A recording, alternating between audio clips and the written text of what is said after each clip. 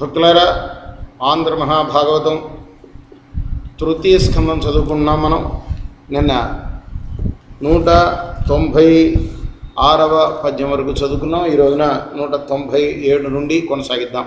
శ్రీ గురుభ్యో నమః. వనజాక్ష యోగ మాయా జనితంబగు విశ్వజనన సంస్థాన వినాశనముల తెరగిరిగింపుచు అనగా విష్ణుని మహత్వము అభివర్ణింతు.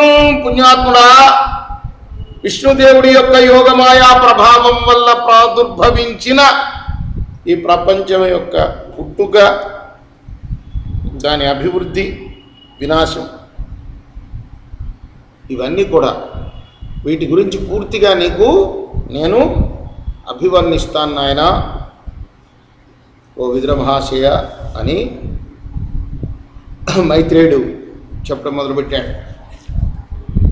సకల జీవులకెల్ల ప్రకట దేహమునాత్మనాథుండు పరుడు నానా విధయిక మచ్చుపలక్ష మహితుండు నగు భగవంతుడు సృష్టి పూర్వంబునందు ఆత్మీయ మాయాలయంబు నొందిన విశ్వగర్భుడై తాన ఎక్కటి విలుంగు పరమాత్మడభూండు ఉపద్రష్ట అయ్యు వస్తవ్యంతర పరిశూన్యుడగుట చేసి ద్రష్టగా కుండు మాయా ప్రధాన శక్తి అతుల చిచ్చక్తి గలవాడోగుచు తన్ను లేని వానిగ చిత్తంబులోన తలచి దష్ట్రయగు తన భువన నిర్మాణ వాంఛ. భువన నిర్మాణ వాంఛ అంటే ఈ భువనాల్ని నిర్మించాలన్న కోరిక. అసలు మొట్టమొదట ఈ విశ్వంలో గల సమస్త జీవులు కూడా, జీవుల యొక్క దేహాలు భగవంతుడి యొక్క స్వరూపాలే.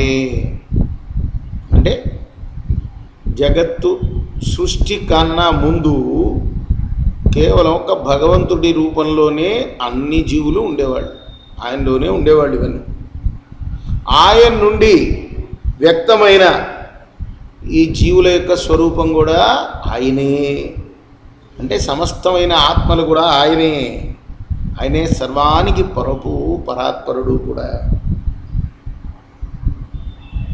స్థితికాలంలో ఆయనే సర్వవ్యాపి అయి నామరూప భేదాలని పొందుతాడు. అది అంటే ఏకంగా ఉన్న పరమాత్మ అనేక వాళ్ళని సంకల్పించడం వల్ల అనేక జీవులుగా మారిపోతాయి.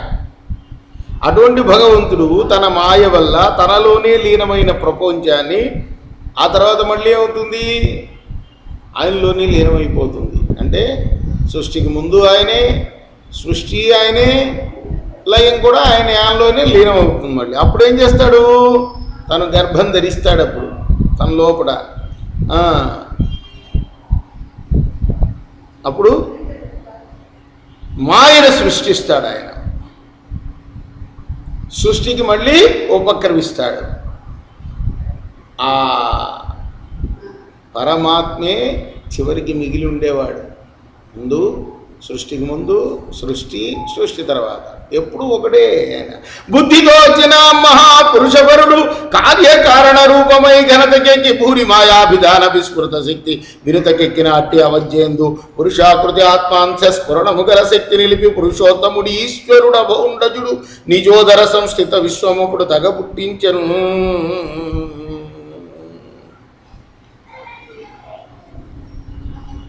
తన అంశం నుండి ఆవిర్భవించిన మాయను తన శక్తిగా ప్రతిష్ఠించి పుట్టుకలేనివాడు పురుషోత్తముడు అయిన ఈశ్వరుడు తన కడుపులో ఉన్న విశ్వాన్నే మళ్ళీ ఉద్భవింపచేస్తాడు.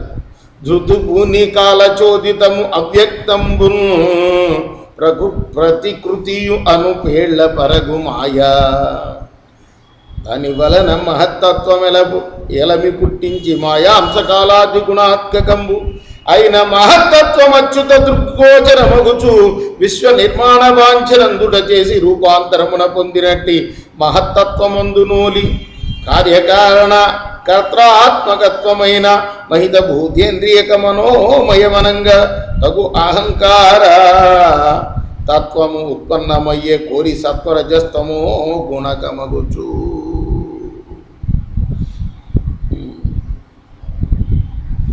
పంచభూతాలు, వాటికి కారణమైన తన్మాత్రలు, ఇంకా కర్తృత్వం అనే వికారాలకు ఆశ్రయమవుతుంది. ఏమిటిది? ఈ మాయే. ఆ మాయకు సంబంధించినది కాలము మొదలైన గుణాలు కలది అయిన ఈ మహత్తత్వం భగవంతుని కంటికి మాత్రమే కనిపిస్తూ ప్రపంచాన్ని నిర్మించాలనే కోరిక కలగడంతో ఇంకొక రూపాన్ని పొందింది. రూపాంతరం పొందినటువంటి మహత్తత్వంలో నుంచి క్రమంగా కారణం, కార్యం, కర్త అనే భేదాలు ఏర్పడి అవి వరుసగా పంచభూతాలు, ఇంద్రియాలు, మనస్సు అనే రూపాలుగా గోచరిస్తాయి. ఈ మూడింటితో సత్వరజస్తమో గుణాలతో కూడిన అహంకారం ఏర్పడుతుంది. సాత్వికాహారం వల్ల మనస్సు, ఇంద్రియాల అధిదేవతలైన దేవతాగణాలు ఉదయించాయి. రాజసాహంకారం వల్ల జ్ఞానేంద్రియాలైన చర్మం, కనులు, చెవులు, నాలుక, ముక్కు, కర్మేంద్రియాలైన వాక్కు, హస్తాలు, పాదాలు, పాయువు, ఉపస్థ ఇవన్నీ కూడా జ్ఞానేంద్రియాలు, కర్మేంద్రియాలు జన్మించాయి. దేనివల్ల? రాజసం అనే అహంకారం వల్ల. సాత్వికం వల్ల మనస్సు, ఇంద్రియాలు, వీటికి అధిదేవతలైన దేవతాగణాలు పుట్టాయి.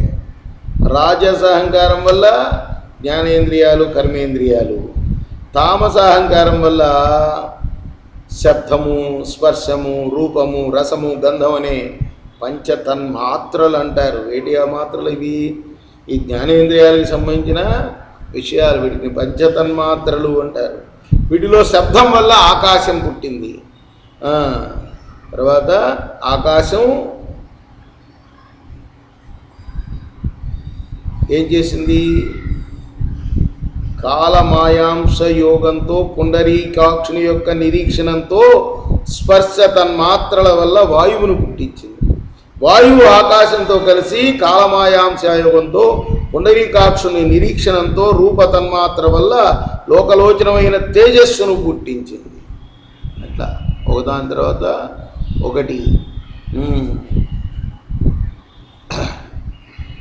తేజంబు కాలమాయాంశ యోగంబున ఉత్తమ శ్లోకుని విలోకనంబున పవమానయుక్తం బగుచూ రసతన్మాత్రంబు వల్ల అంబువలం పుట్టించే సనిలంబు కాలమాయాంశ యోగంబునన్ పరమేశ్వరానుగ్రహంబు కలిగి తేజోయుక్తంబులైన గంధగుణంబుల వలన పృథివిని కలిగించే అందు గగనంబునకు శబ్దంబునకు, వాయువునకు శబ్ద స్పర్శంబులను, తేజంబునకు శబ్ద స్పర్శ రూపంబులను, సలిలంబునకు శబ్దస్పర్శ రూప రసంబులను, పృథివికి శబ్దస్పర్శ రూప రస గంధంబులను గుణంబులై ఉండును. కాలమాయాంశలింగంబులు కలిగి మహదాది అభిమానంబును పొందిన దేవతలు విష్ణుకళా కలితురగుదురు. అట్టి మహదాది తత్వంబులు ఐక్యంబు సాలిమిన్ ప్రపంచంబులు కల్పింప సమర్థంబులు కాక కృతాంజలులై యోగీశ్వరేశ్వరుడైన నారాయణుని ఇట్లని స్తుతించారు. ఇవన్నీ స్వామి ఏర్పరిచిన తన మాయా ప్రభావంలో సృష్టి జరగలేదట. ప్రపంచంబులు కల్పింప సమర్థంబులు కాక అవన్నీ ప్రార్థించాయట. మా వల్ల కావడం లేదు మహాశయ, ఓ మహావిష్ణు అని వాళ్ళందరూ కలిపి ఒక దండకం చదివాడు. శ్రీనాథనాథ జగన్నాథ నమ్రైక రక్ష విపక్ష క్షమాభృత్య సహస్రాక్ష నీరేజపత్రేక్షణ దేవదేవా భవద్దాస వర్గోపతాపంబులన్ బాపగావోపు దివ్యాతపత్రంబునా పుల్చు యుష్మత్పదాంభోజమూలంబు పుణ్యాల వాలంబుగా పొంది యోగీంద్రులుద్దామ సంసార తాపంబులన్ బోవగా మీటి వర్తింతురో తండ్రి ఈశా సమస్తాఖ నిన్నాశ.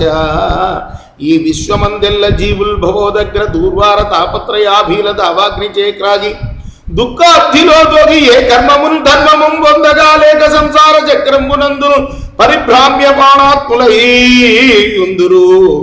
ఆ మూఢ చేతస్కులని చెప్పగా ఎలా ఓ దేవా విజ్ఞాన దీపాంకురం పైన నీ పాద పంకేరుఛాయ ప్రాపింతు అబ్జాక్ష సన్మౌని సంఘంబులం ఏకాంతిక స్వాంతం వేచి దుర్ధాంత పాపౌఘ నిర్నాశకాంబు ప్రవాహ ప్రగంగా నివాసంబుగా ఒప్పు నీ పాదయుగ్మంబు యుష్మన్ముఖాంభోజ నీదో నీడోద్గతం పైన వేదాండజ శ్రేణి చేతన్ గవేషించి సంప్రాప్తులయ్యుందురు.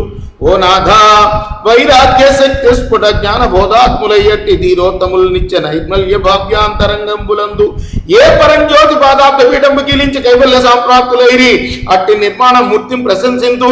ఇంద్రాధిపత్య ముకుంద సమస్తంబు కల్పింప పాలింప తూలింపగా పెక్కు దివ్య అవతారంబులం పొందు నీ పాద పంకేరు జాన పారీణ సుస్వాంతులయ్యొప్పు వద్దాడికి మోక్షదంపైన మీ పాద కంజాతములు కొల్తూ ఈశా రమాధీశా పుత్రాంగ రామిత్ర సంబంధ బంధంబులు చెంది నిత్యము దుష్ట క్రియాలోలురై దేహ దేహంబులం దోలి వర్తించు దుర్మానవ శ్రేణులందంత ఆత్మా అంతరాత్ముండవయుండి దూరమైతోతు నీ పాదపద్మంబులచ్చింతు. ఓ దేవ బాహ్యేంద్రియ వ్యాప్తి ఉద్ధృతులైనటి మూఢాత్మ లజ్జాత్మ తత్మ ప్రభావాఢ్యుడై నీ పాదాబ్జత విన్యాస లక్ష్మీ కళాభాస ముంగన్నవ అయ్యుత్తమ శ్లోకులను గానగాజాలరు. ఆ పుణ్యులా దుష్టులను చూడగా వలరు. అంబోధిరాట్ కన్యా కాంత వేదాంత శుద్ధాంత సిద్ధాంతమయ్యొప్ప నీ సత్కథాపార చంచత్వ సుధాసార పూరంబులను గురువలి సౌఖ్యోన్నతిన్ సోలి జీతులై బ్రాలి తాపంబులం దోలి మోదంబులం దేలి సంపన్నులై మన్న నిత్య ప్రసన్నులు మహోత్కటంబు పేర్చి వైకుంఠ ధామంబు అల్పక్రియాలు రహితాంధ్రు ఆ దివ్య భాషైక సంప్రాప్తికి కోరుచున్నారా. ఓ దేవ పేరాకి విజ్ఞాన బోధాత్మ యోగ క్రియారూఢి అంతర్బహి వ్యాప్తి జాలించి శుద్ధాంతరంగంబు గావించి హృత్పద్మ వాసుండవై చిన్మయాకారం వయ్యున్న నీ ఉన్నతానంత తేజో విలాసోల్లాసన్మూర్తి చిత్తములం చేర్చి ఆనంద లోలాత్మంబోచు యోగీశ్వర శ్రేణికి దావకి నానుకను పానులబ్ధి స్ఫుట జ్ఞానము కలుగుటం చేసి ఆయాసముంచెందురో దేవతా చక్రవర్తి సదానందమూర్తి జగత్ గీతకీర్తి అసద్భుతావర్తి భగవద్దాసులైనట్టి మమ్మును జగత్ కల్పనాసక్త చిత్తుండవై నీవు త్రైలోక్య త్రైగుణ్య విస్ఫూర్తి పుట్టించినని పుట్టుటే కాక నీ భవ్య లీలాను మేయంబగా సృష్టి నిర్మాణము చేయనేనెంత మేమెంత వారవుదు నీ శక్తియుక్తుని భగవత్పూజ గావింతు. అట్లుంటే నీ సత్కలాజాతులైనట్టు మమ్మెన్నగా నేల అధ్యాత్మతత్వంబు వన్నన్ పరంజ్యోతి వన్నన్ ప్రపంచంబా వన్నను అధిష్టాత వన్నన్ సదాసాక్షి వన్నన్ గుణాతీత నీవే కదా పద్మపత్రాక్ష సత్వాతి త్రైగుణ్య మూలంబు నా నొప్పు మాయాగుణం బంధు ఉజ్జన్ మహాతత్వమైనట్టి నీ వీర్యమం పెట్టుటం చేసి నీ వింతకున్ కారణం పోదు. వాయాయి కాలంబులం నీకు సౌఖ్యంబులే మెట్లుగా వింతు ఏ రీతి అన్నంబు భక్షింతుము ఏ భంగి వర్తింతుము ఏ నిల్కడన్నుందుము మీ జీవలోకం ఆధారమైంటి భోగములము ఉన్న ఈ కార్య సంధానులైతే మాకు జగత్ కల్పన శక్తికి దేవా నీ శక్తి తోడ్పాటు గావించి విజ్ఞానమును చూపి కారుణ్య సంధాయే మమ్ము రక్షించు లక్ష్మీ మన పర్వక్రోడ యోగేంద్ర చేత సరోహాంస దేవాదిదేవా నమస్తే నమస్తే నమస్తే నమః ఇలా ప్రార్థించారు. సృష్టి మా వల్ల కావటం లేదు, చేయటం అదే చేయాలి. రేపు మనం మిగతా భాగాన్ని కొనసాగిద్దాం. మహాభాగవతంలో మనం 203వ పద్యం తృతీయ స్కందంలో అంతవరకు చదువుకున్నాం. రేపు 204 నుండి కొనసాగిద్దాం.